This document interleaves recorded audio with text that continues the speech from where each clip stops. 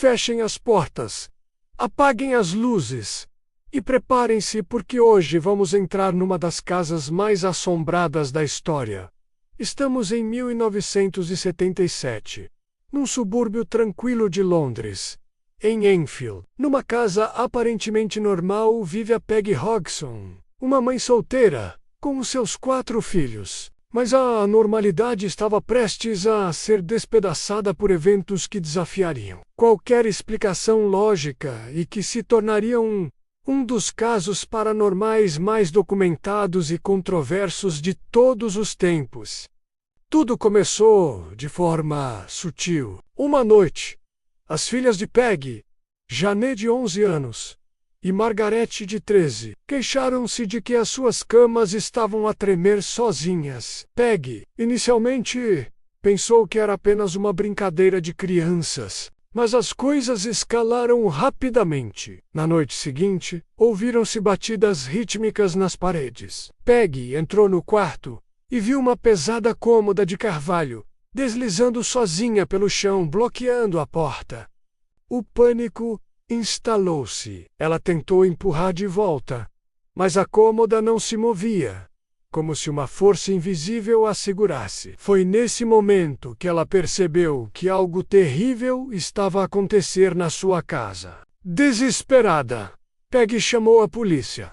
Um agente que respondeu à chamada testemunhou uma cadeira se mover sozinha pela sala de estar. No seu relatório oficial ele escreveu: "Vi uma cadeira deslizar pelo chão e não consegui determinar a causa do movimento." A partir daí, o caos tomou conta da casa de Enfield. Os fenômenos tornaram-se mais violentos e frequentes. Objetos como brinquedos, berlindes e peças de Lego eram arremessados pelos quartos, parecendo vir do nada. Ouviam-se ruídos de rosnados, como se um cão estivesse no quarto, e as batidas nas paredes e no chão tornaram uma constante tortura auditiva para a família. O epicentro da atividade parecia ser a jovem Janet. Ela começou a levitar, a ser atirada da sua cama por uma força invisível. O mais assustador de tudo, a falar com uma voz que não era sua. Uma voz rouca, profunda e masculina,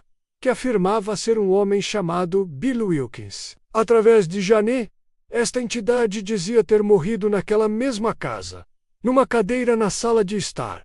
Anos antes, investigadores paranormais, como Maurice Grass e Guy Lyon Playfair, foram chamados para documentar o caso. Eles gravaram horas de áudio e tiraram centenas de fotografias. Numa das gravações mais famosas, a voz de Bill fala através de Janet, descrevendo o momento da sua morte. O som é arrepiante, e a transformação na voz da menina é inegável. Claro, um caso tão extraordinário atraiu o ceticismo. Muitas teorias surgiram para tentar explicar os eventos. A principal teoria dos céticos era que tudo não passava de uma elaborada farsa orquestrada pelas crianças, especialmente por Janet.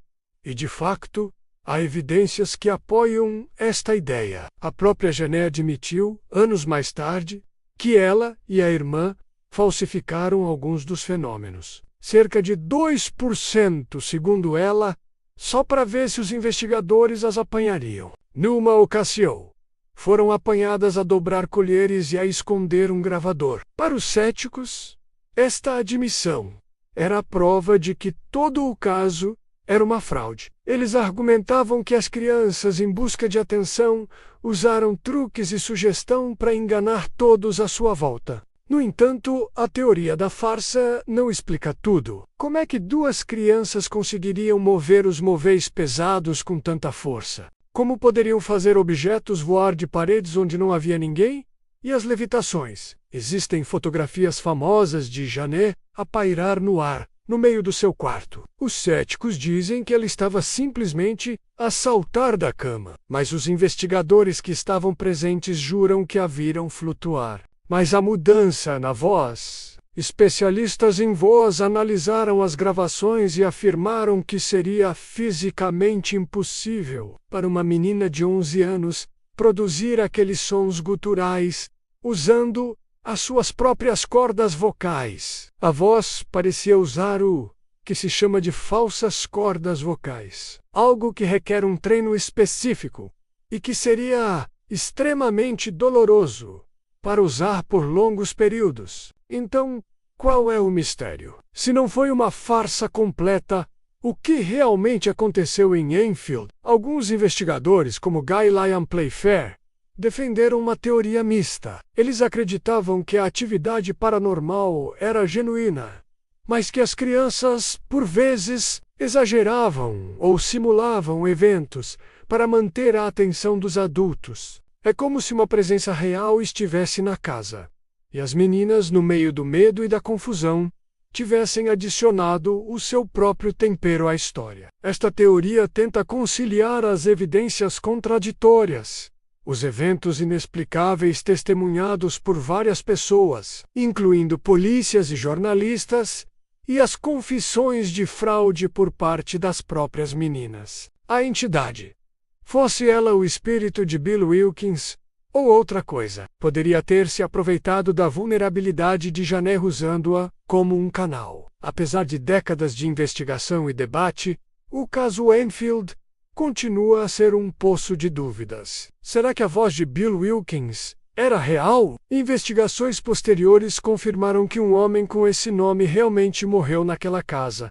exatamente como a voz descreveu. Coincidência ou prova de algo sobrenatural? E as fotografias de levitação são provas de um poltergeist, ou apenas o registro de uma criança a brincar no seu quarto, captado no momento certo? Por que é que os fenômenos pararam tão subitamente, como começaram depois de cerca de 2 anos? E se foi tudo uma farsa, por que é que a família, especialmente Janet, continuou a sofrer as consequências psicológicas e o estigma social durante toda a vida? O poltergeist de Enfield não nos dá respostas fáceis. Ele força-nos a questionar os limites da nossa compreensão. Foi um caso de histeria em massa, uma brincadeira de criança que foi longe demais, ou foi um vislumbre real e aterrorizante de um outro mundo a interagir com o nosso?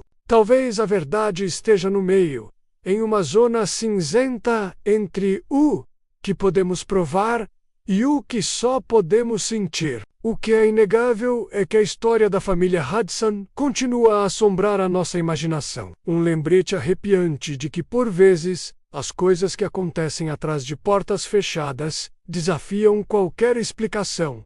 E vocês? O que acham? Fraude ou fenômeno paranormal? Deixem a sua opinião nos comentários sobre o que vocês pensam sobre este caso. Se gostaram de mergulhar neste mistério conosco, não se esqueçam de deixar o seu like, compartilhar com os amigos que adoram uma boa história de assombração.